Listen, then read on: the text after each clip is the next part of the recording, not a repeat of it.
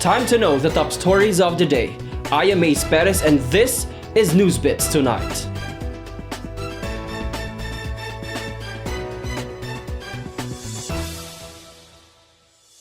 The Davao City Government has generated over 100,000 pesos since the park paying scheme was implemented on some streets in Davao City on the first week of January. Rob Gumba will give us details. The City Treasurer's Office Officer in Charge Lawrence Batinding said the city generated an estimated 121,000 pesos on the first 3 days of the public pay parking zones implementation. The scheme was enforced on January 2, 2020 on the streets of San Pedro, Ilustre, Pelayo, Enigo, Villa Abrilie, Monteverde, and Duterte. The parking zone implemented at 6 a.m. to 9 p.m. from Monday to Saturday have different rates per vehicle type. Rates for trucks and buses will be 100 pesos for the first 2 hours and 20 pesos for succeeding hours. 20 pesos for light vehicles for the first 2 hours and 10 pesos for succeeding hours. Motorcycles will be 5 pesos parking fee for the first 2 hours and 1 peso for the succeeding hours, and 2 pesos for bicycles during the first 2 hours and 1 peso for the succeeding hours. City Transport and Traffic Management Office Head Junicio Abude said the city is expected to generate more than 1 million pesos a month with the implementation of the pay parking zone. They are currently finalizing the markings and the racks to be used in the implementation.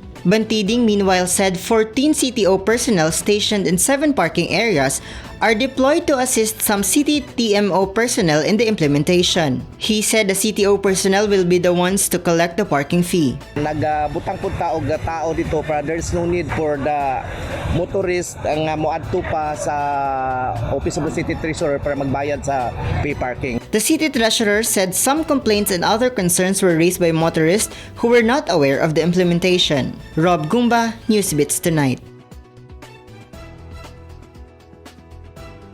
President Rodrigo Duterte has ordered the military to prepare to deploy its aircraft and ships at any moment's notice to evacuate thousands of Filipinos working in Iraq and Iran amid a potential outbreak of violence in the Middle East.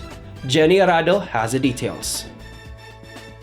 Other Asian nations with large populations of expatriate labor may face similar decisions amid the rapidly escalating tensions between the United States and Iran following last week's U.S. airstrike that killed Iran's General Qasem Soleimani in Baghdad.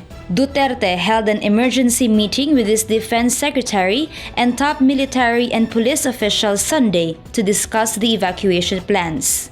Iran has vowed to retaliate, and President Donald Trump warned American forces would hit back at 52 Iranian targets if Americans come under attack.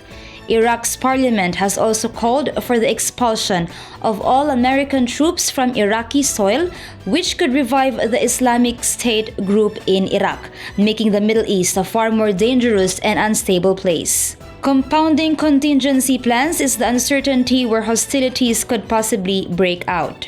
Military Chief of Staff Lieutenant General Filimon Santos Jr. said Philippine forces have identified possible evacuation routes not only in Iraq and Iran but other hotspots like Israel. There are more than 7,000 Filipino workers and their dependents in Iraq and Iran, including many who work in U.S. and other foreign facilities and commercial establishments in Baghdad, the Department of National Defense said. The workers in Iran and Iraq are a small fraction of the hundreds of thousands of Filipinos who are employed in countries lining the Persian Gulf. The Philippines is a leading source of labor worldwide, with about a tenth of its more than 100 million people working mostly as house help, construction workers, seamen, and professionals. Jenny Arado, Newsbits Tonight.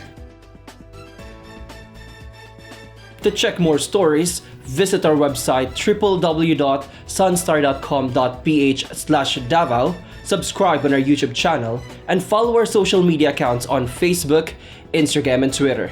You can also grab a copy of Sunstar Davao at Davao Central convenience stores, 7-Eleven, and nearest news outlets. That's all you need to know for tonight. Good evening.